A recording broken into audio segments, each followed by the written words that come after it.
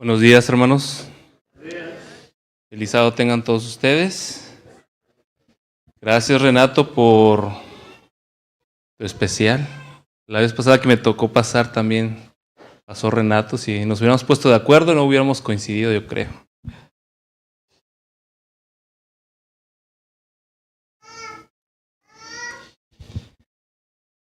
Muy bien, hermanos. Este es el tercer tema, el tercero de tres, que les había prometido, o de como parte de un seminario, por así decirlo, acerca de las ofrendas. El título en general de esos tres temas le puse Dar como Dios manda, porque está basado el primer tema en el libro que lleva ese título. De hecho, si lo tienen, les invito a leerlo. Me acuerdo que una vez aquí lo regalaron a muchos. Les invito a leerlo. Si lo tienen ahí guardado, léanlo, hermanos. Es importante. Hay un personaje icónico en el Nuevo Testamento. Él fue el que llevó el ministerio, el evangelio, que tomó como ministerio llevar el evangelio hacia los gentiles. Todos sabemos de quién estoy hablando, ¿verdad? A ver, un niño. ¿Quién llevó el evangelio a los gentiles? No, el Nuevo Testamento. A ver, ayúdenle. Pablo. Y es que Pablo tenía muy clara cuál era su misión. En Gálatas capítulo 1, versículo 15 al 16 dice, que fue nuestra lectura bíblica: pero cuando agradó a Dios, que me apartó desde el vientre de mi madre y me llamó por su gracia, revelar a su Hijo en mí, para que yo lo predicase a los gentiles. Entonces aquí encontramos que la misión de Pablo era predicar el evangelio hacia un grupo de personas que se les conocía o les llamaban los gentiles, que eran los extranjeros, los que no eran parte del pueblo, del pueblo judío. Así que podríamos decir que de cierta forma tú y yo estamos aquí gracias a ese ministerio que Pablo inició hace muchos años. Gracias a que Pablo escuchó el llamado, aceptó el llamado a ejercer ese ministerio, tú y yo hemos escuchado el llamado de Dios. Sin embargo, dentro de su ministerio, Pablo tenía un proyecto. Había un elemento dentro de su ministerio que pocas veces estudia y que no le prestamos mucha atención. Según los estudiosos de la Biblia, Pablo dedicó cerca de 10 años a este proyecto. Inclusive se involucró tanto, se comprometió tanto a este proyecto que estuvo dispuesto de ser encarcelado, inclusive hasta perder la vida, con tal de cumplir y terminar este proyecto. Casi 10 años, desde el Concilio de Jerusalén hasta su encarcelamiento, Pablo estuvo dedicado a este proyecto. El proyecto era recolectar una ofrenda y llevarla a Jerusalén. Pocos temas se repiten en las cartas de Pablo, y este es uno de ellos. Se repite en 1 Corintios 16, se repite en 2 Corintios capítulo 8, se repite en Romanos capítulo 15, en Gálatas capítulo 2, Filipenses capítulo 4, inclusive en el libro de los Hechos en el capítulo 24. El tema de las ofrendas, o este proyecto que Pablo tenía, para él era sumamente importante. Pablo empieza la carta a los romanos en el capítulo 1 diciéndoles: yo quiero ir a Roma, yo quiero ir y compartir el evangelio con ustedes. Pero en el capítulo 15 él les dice a los romanos que no puede ir porque hay algo que le impedía ir a Roma. Y es que Pablo no podía ir a Roma hasta que no terminara este proyecto de recolectar la ofrenda en aquella zona geográfica donde había estado trabajando y llevando a cabo su misión.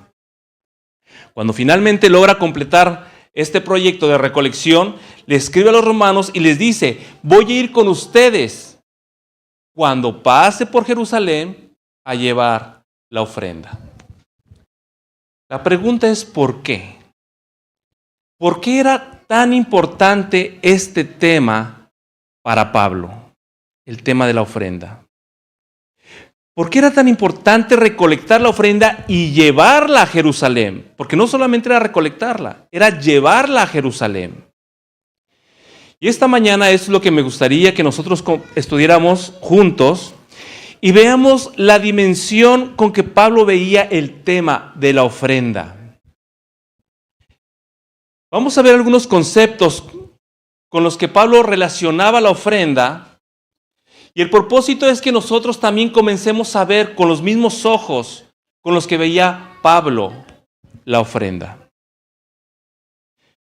Que dejemos de ver a la ofrenda como algo, a lo mejor algo irrelevante, algo como un mero requisito, como algo que hacemos cada sábado, como un checklist. Venimos a la iglesia, el rincón infantil, cantamos los himnos, que saco lo primero que tengo en la bolsa como un mero requisito, como un mero trámite. El propósito es que también veamos la ofrenda con la misma grandeza con la que la veía Pablo. Y antes de ver los conceptos, quisiera resaltar un detalle interesante o importante. Y es que este proyecto Pablo no lo vio como algo personal, de recolectar una ofrenda personal, sino que Pablo se empeñó en involucrar a todas las iglesias a que se involucraran de una forma activa en este proyecto de la recolección de la ofrenda. Vamos a ver en 1 Corintios capítulo 16.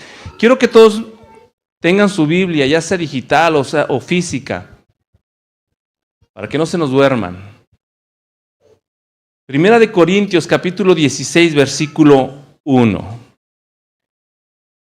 Dice: en cuanto a la ofrenda para los santos, haced vosotros también de la manera que ordené en las iglesias de Galacia. O sea que Pablo, cuando involucra a las iglesias de Galacia, cuando va con los corintios y les dice que se tienen que involucrar, él les dice que ya los hermanos de las iglesias de Galacia ya estaban involucrados. Y les dice, ustedes tienen que involucrarse también. Vamos a anotar en 2 Corintios capítulo 8. Vamos a 2 Corintios capítulo 8, versículo 1.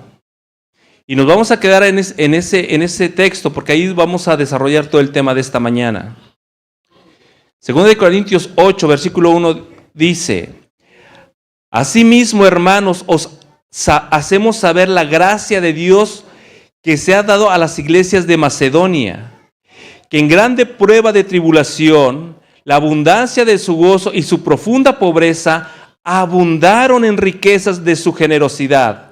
Pues doy testimonio de que con agrado han dado conforme a sus fuerzas y aún más allá de sus fuerzas. Aquí podemos encontrar que Pablo ya había involucrado a las iglesias de Galacia, que era Perge, Antioquía, Iconio, Listra, Derbe. Ya había involucrado a los corintios. Y ahora vemos que también involucra a las iglesias de la provincia de Macedonia.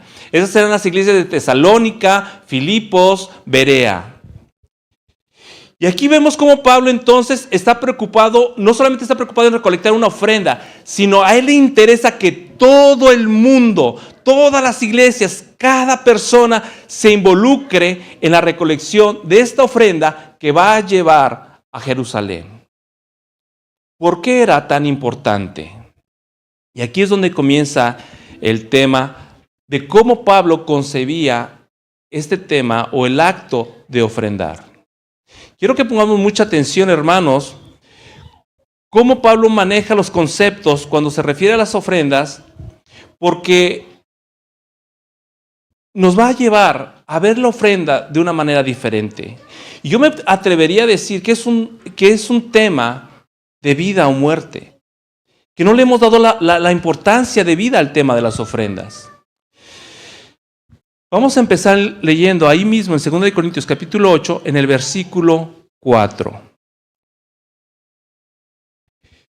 Dice, pidiéndonos con muchos ruegos que les concediéramos el privilegio de participar en este servicio para los santos.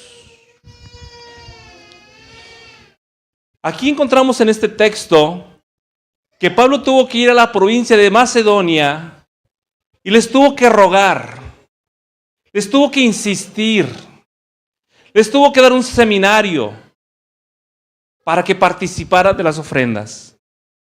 ¿Eso es lo que dice el texto? No.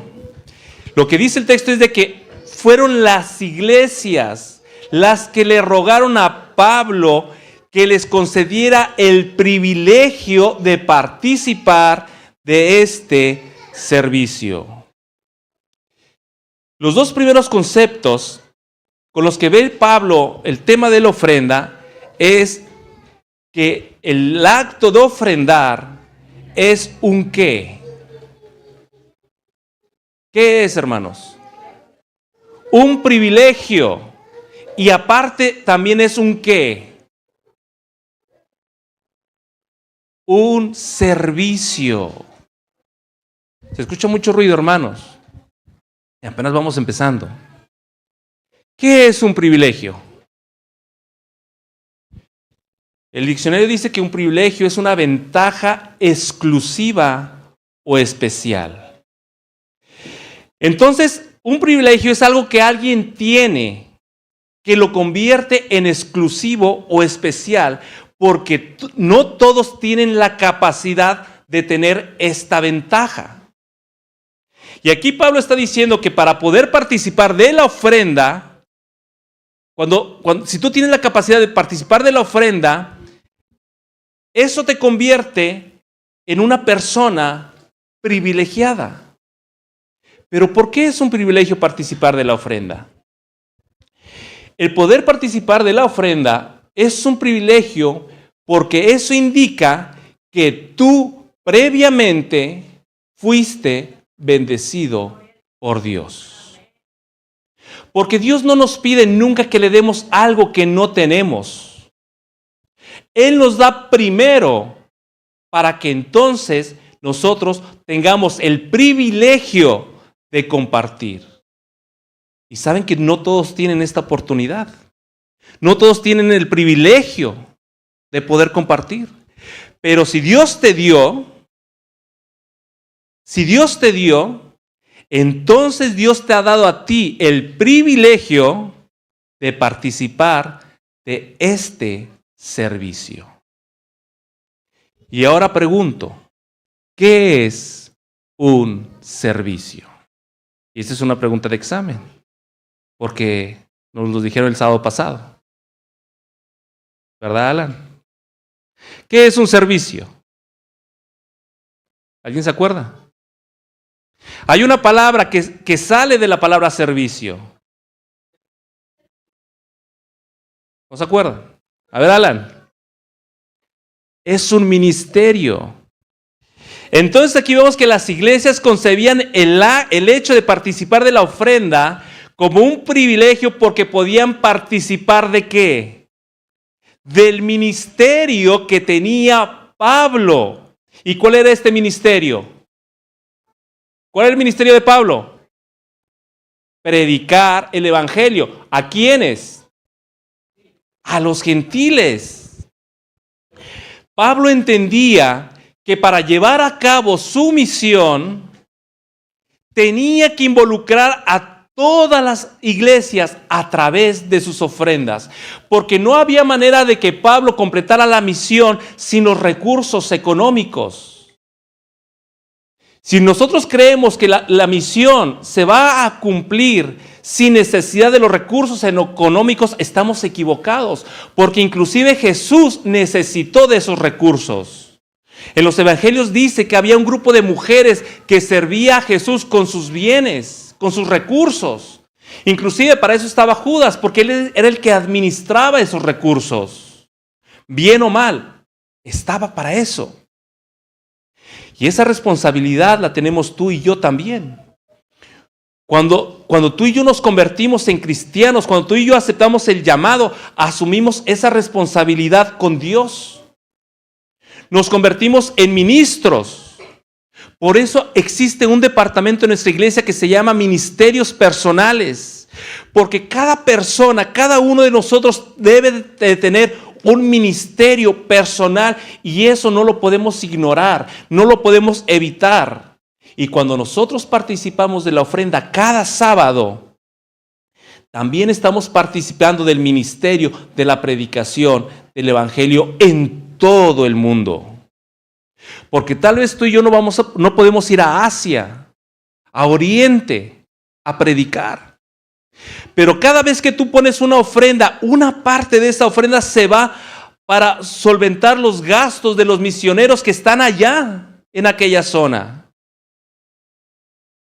Cuando damos la ofrenda, apoyamos también a los colegios de nuestra iglesia y apoyamos a los niños para que estudien.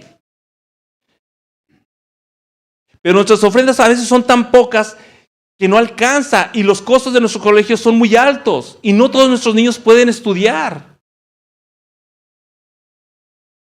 Tenemos que apoyar esta causa también.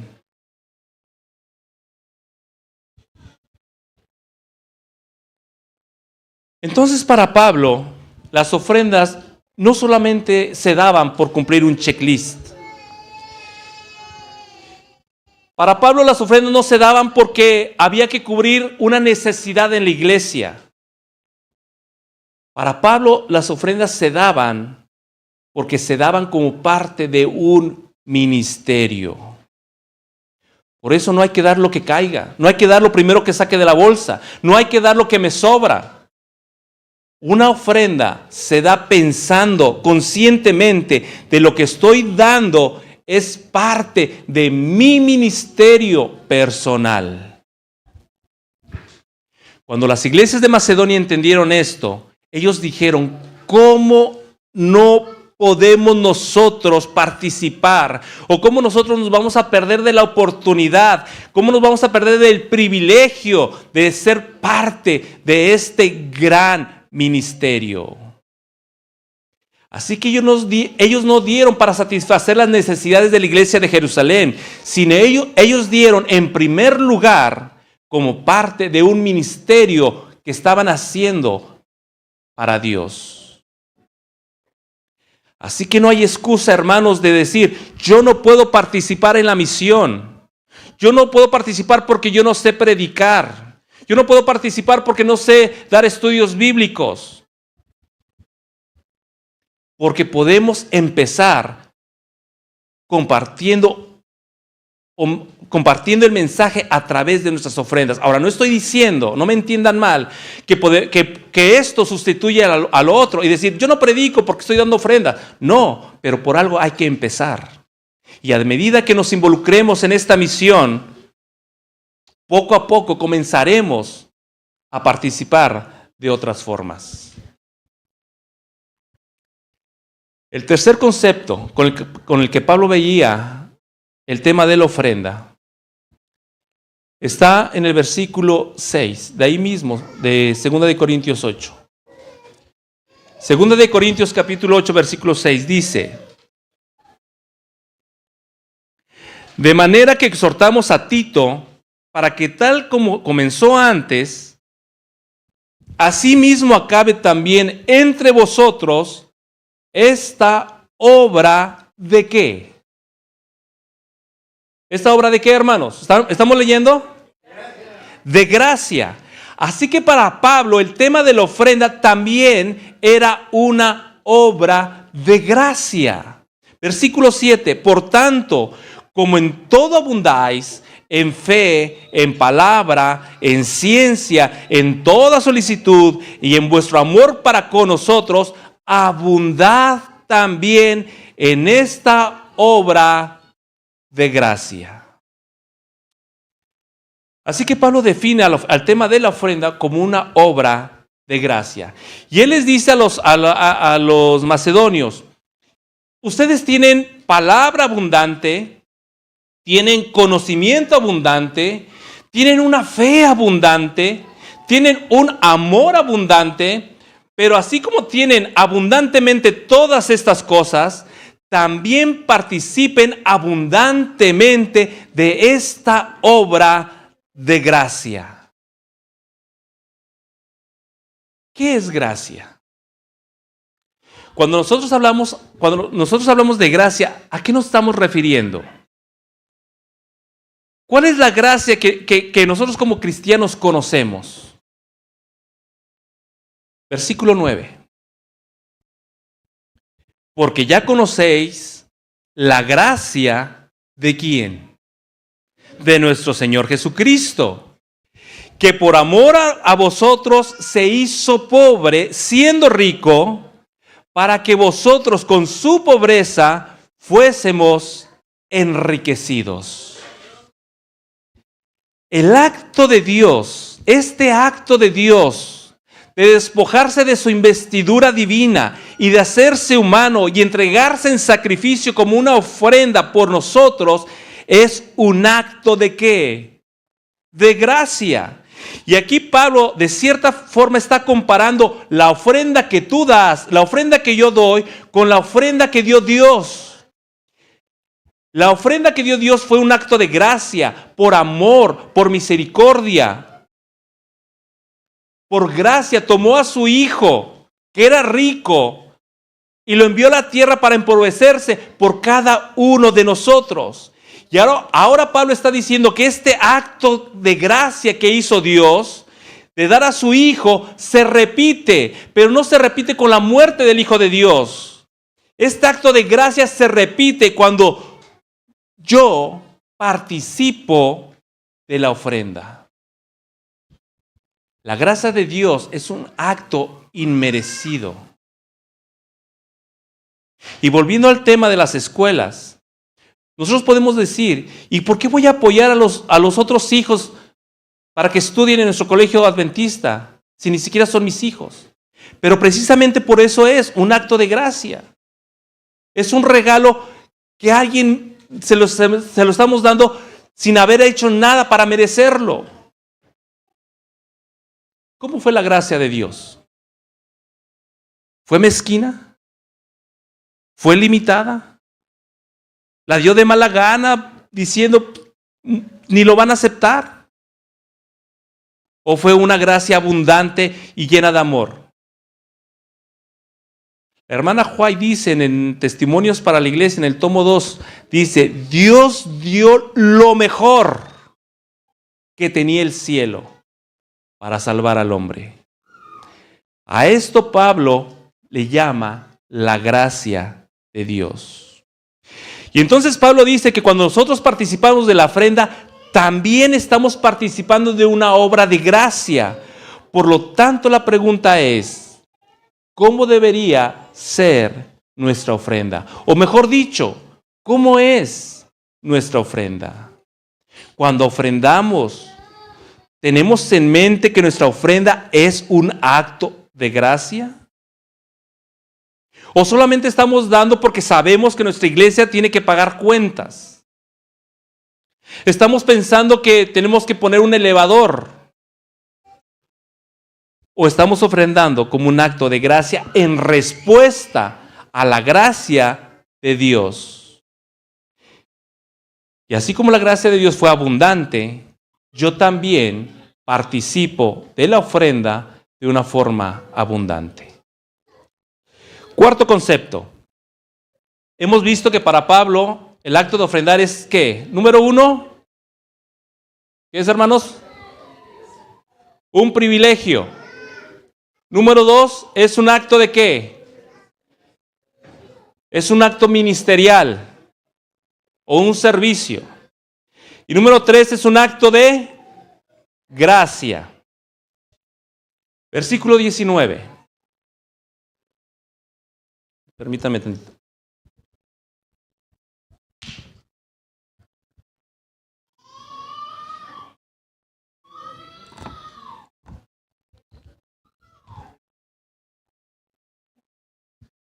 Versículo 19. Dice, y no solo esto, sino que también fue designado por las iglesias como compañero de nuestra peregrinación para llevar este donativo que es administrado por nosotros para gloria de Dios. Creo yo que esta palabra donativo es el que a veces nos confunde. Y pensamos que la ofrenda es eso, un donativo.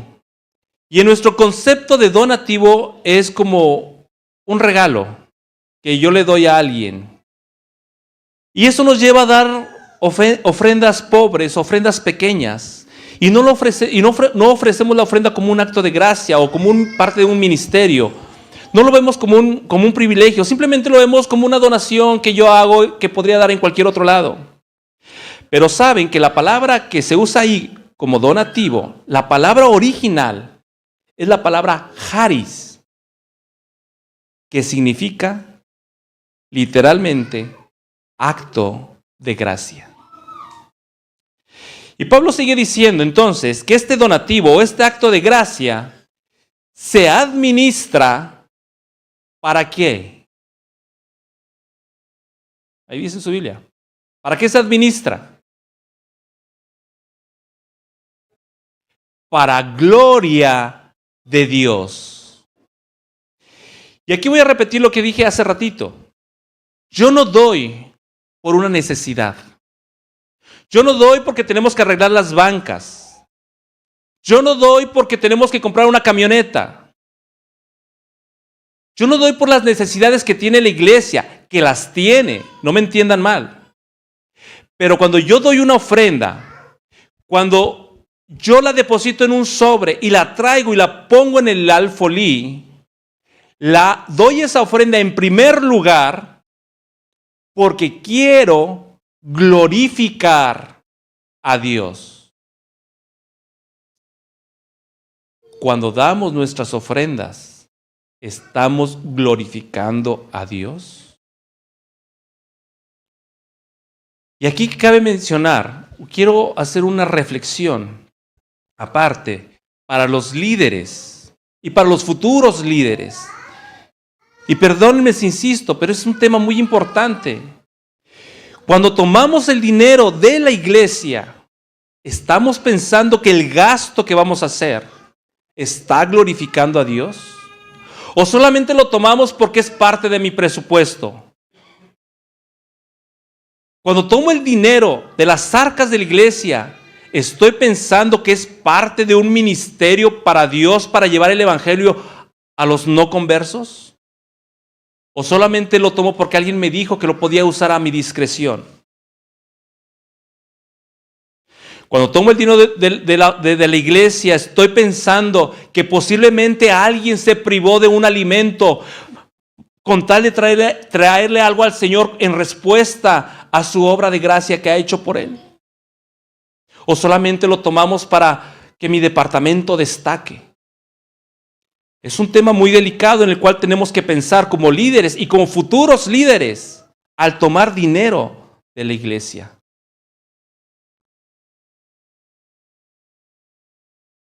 Quinto concepto. Y vamos terminando. Son 6 conceptos. Estos últimos 2 van entrelazados. Y creo yo, desde mi punto personal, creo que son los más importantes. Nos vamos a regresar al versículo 3. Dice, pues doy testimonio de que con agrado han dado conforme a sus fuerzas y aún más allá de sus fuerzas. Y no como lo esperábamos, sino que a sí mismos se dieron primeramente al Señor y luego a nosotros por voluntad de Dios. Este texto dice que los macedonios estuvieron listos para participar de este proyecto de la ofrenda para la iglesia de Jerusalén. Dice que ellos dieron como un privilegio. Dice que ellos dieron como un acto ministerial. Dice que ellos dieron como un acto que glorifica a Dios. Dice que ellos dieron como un acto de gracia. Dice que dieron más allá de sus fuerzas. Dice Pablo que dieron más allá de lo que él esperaba. Dice que dieron abundantemente. Pero cuando ellos entregaron esta ofrenda, ellos no solamente dieron el dinero en efectivo. Pablo está diciendo que la condición para que una ofrenda sea un acto de gracia, para que una ofrenda sea un acto que glorifica a Dios, esta ofrenda tiene que estar acompañada ¿de qué? De mí. Dice en el versículo 5, así mismos se dieron primeramente al Señor. Cuando tú das una ofrenda, no solamente estás entregando el dinero, sino te estás entregando a ti mismo.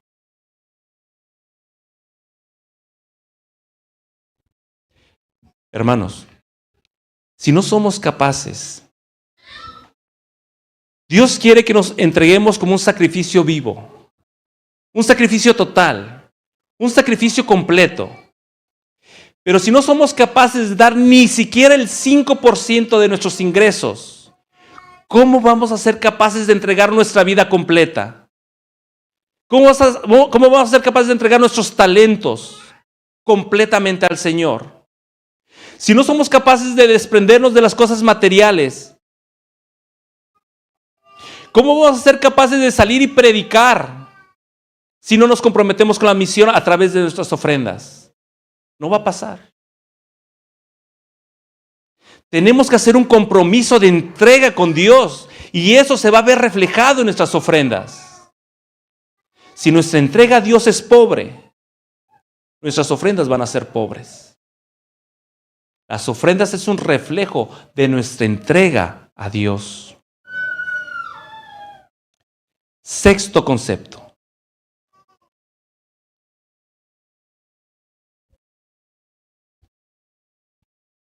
Aquí es donde este proyecto que tenía Pablo se conecta con su misión.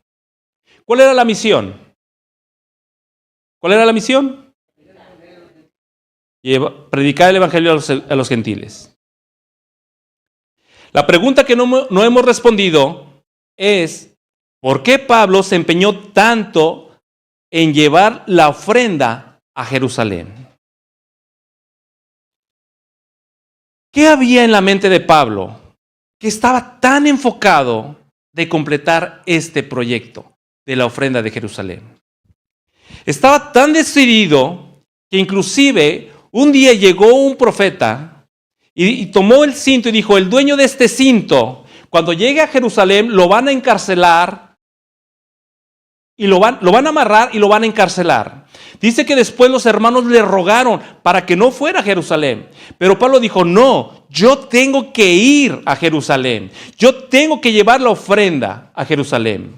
La pregunta es, ¿por qué Pablo, si ya le habían profetizado que este viaje le iba a traer tribulaciones y lo iban a perseguir y lo iban a encarcelar, ¿por qué Pablo seguía insistiendo en ir a Jerusalén? ¿Acaso era un loco suicida? ¿Un necio que no entendía de razones? ¿Qué había en la mente de Pablo? ¿Había algo más que lo llevaba a estar tan decidido de ir a Jerusalén?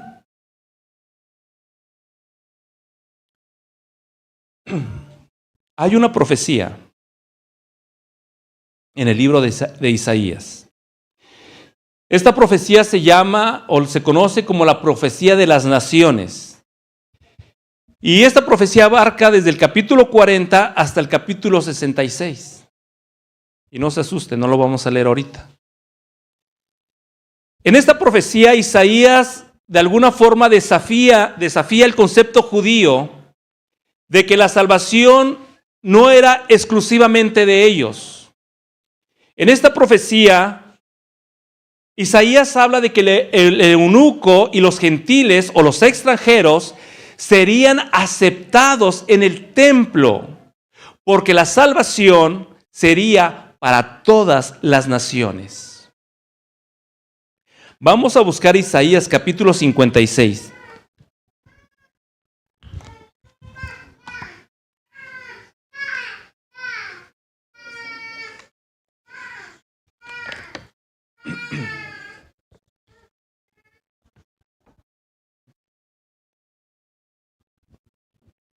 Isaías 56, versículos del 3 al 7. Cuando habla de extranjeros, se está refiriendo a los gentiles, así es como los llamaban ellos. Dice: y el extranjero que sigue a Jehová, no hable diciendo, ¿me apartará totalmente Jehová de su pueblo? Ni diga el eunuco, he aquí yo soy un árbol seco. Porque así dijo Jehová a los eunucos que guarden mis días de reposo y que escojan lo que yo quiero y abracen mi pacto. Yo les daré lugar en mi casa y dentro de mis muros, y nombre mejor que el de los hijos e hijas. Nombre perpetuo les daré que nunca perecerá. Y a los hijos de los extranjeros que sigan a Jehová para servirle y que amen el nombre de Jehová para ser sus siervos, y a todos los que guarden el día de reposo para no profanarlo y abracen mi pacto, yo los llevaré a mi santo monte y los recrearé en mi casa de oración. Sus holocaustos y sus sacrificios serán aceptos sobre mi altar, porque mi casa será llamada casa de oración para todos los pueblos. ¿Y qué tiene que ver esto, lo que acabamos de leer, con que Pablo se empeñara a ir a Jerusalén para llevar la ofrenda? Isaías capítulo 66, versículo 20. Isaías 66, versículo 20.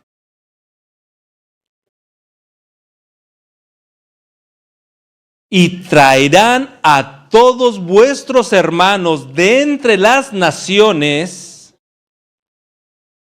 ¿Por qué? Por ofrenda a Jehová. Lo que Isaías está diciendo en este texto es que la ofrenda que sería traída a Jehová sería ¿quiénes? Los hermanos gentiles. Isaías está diciendo que va a llegar el día en que tomarán a los gentiles y los traerán delante de Jehová en calidad de ¿qué? De ofrenda. ¿Y a dónde los iban a traer? Al templo. ¿Y dónde estaba el templo? En Jerusalén. Interesante.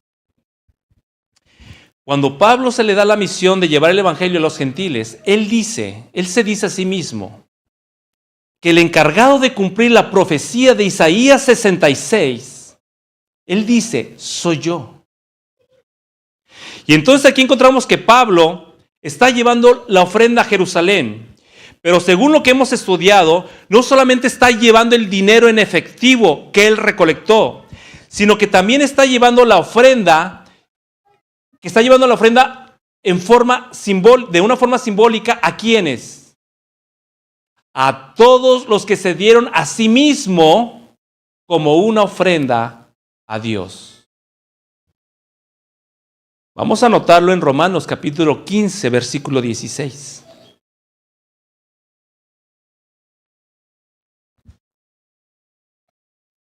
Para ser ministro de Jesucristo a los gentiles, ministrando el evangelio de Dios, para que los gentiles sean una, ¿qué? Ofrenda agradable, santificada por el Espíritu Santo. Para Pablo, la ofrenda tenía dos componentes. El primero era un donativo en efectivo que había recolectado de las iglesias. Y el segundo componente de la ofrenda que tenía que llevar Pablo estaba compuesta por seres humanos, gentiles o extranjeros que habían aceptado el evangelio de salvación. Por eso cuando Pablo llega, vamos a encontrar en el libro de Hechos que cuando él llega a Jerusalén, él no llegó solo. Él llegó con un grupo de personas de diferentes lugares, llegó con una comitiva. de extranjeros. Inclusive cuando arrestaron a Pablo, lo arrestaron y lo acusaron ¿de qué? De haber metido a un gentil al templo, porque estaba completamente prohibido y a él ya lo habían visto con los gentiles.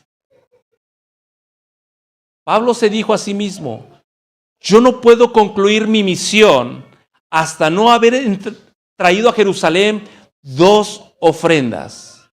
Una ofrenda de dinero que las iglesias habían entregado como un acto ministerial, como un acto de gracia, como un acto que glorificaba a Dios. Pero también tenía que traer una ofrenda de la obra misionera que él había estado realizando en aquel lugar. Y esa ofrenda era una ofrenda de seres humanos. Yo les voy a hacer una pregunta.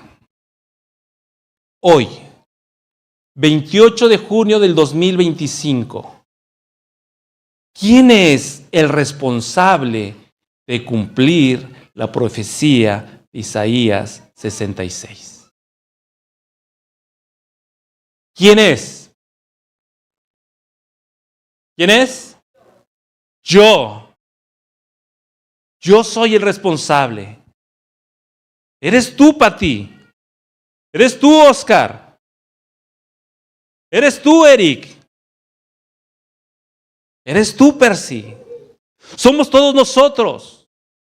Todos tenemos esa responsabilidad. Y les tengo un número. 412,200. 412,200. Ese es el número de nuestra misión. 412,000 es el número de habitantes que hay aquí en San Nicolás de los Garza. Es el número que Dios espera que tú y yo le traigamos como ofrenda. ¿Lo dicen amén? ¿Quién se compromete, como Pablo, a cumplir la profecía de Isaías 66? Levante la mano. ¿Quién se compromete de verdad? Amén. Les tengo otro número. Este es un poquito más grande. 8,231,613,070. Se lo voy a repetir. 8,231,613,070. Ese es el número de habitantes a nivel mundial que tenemos que evangelizar. La pregunta es, ¿cómo vamos a alcanzar a esas personas si yo vivo aquí? A través de nuestras ofrendas. Mucha gente está recelosa o resentida con el tema de las ofrendas, porque mucha gente se ha enriquecido con las ofrendas. Y dicen, ¿a qué vas? A que te saquen el dinero. A hacer rico a otras personas. Eso no sucede aquí. Porque nuestras ofrendas es administrada por la iglesia, por los miembros de la iglesia. Y cierto porcentaje de nuestras ofrendas se distribuye a nivel mundial. Ya vimos el misionero, cada sábado nos dan un informe misionero.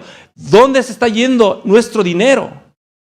Cada trimestre hay proyectos, escuelas, hospitales, para ADRA. Iglesia de San Nicolás, te pregunto, ¿te gustaría tener el privilegio y te comprometes delante de Dios a participar de este acto de gracia que a lo mejor las demás personas no han hecho nada para merecérselo? Pero yo me comprometo a participar de este acto de gracia delante de Dios. Si tu respuesta es sí, yo te voy a invitar de que te pongas de pie para consagrar este deseo a nuestro Dios. ¿Nadie, mis hermanos? Solamente si de verdad estás comprometido, porque Dios te está mirando. No lo hagas por compromiso a la gente. Hazlo por compromiso a Dios. Este compromiso de cumplir nuestra misión necesita 2 cosas. La sierva de Dios dice que para que se cumpla la misión necesitamos dos cosas. Necesitamos recursos y necesitamos consagración. No se puede sin los recursos, pero tampoco se puede sin consagración. Vamos a orar. Nuestro eterno Dios, hemos escuchado tu voz y aquí hay un grupo de gente que nos ponemos de pie delante de ti porque queremos dedicarte nuestras vidas. Queremos poner a tus pies nuestros talentos. Queremos poner a tus pies nuestro tiempo.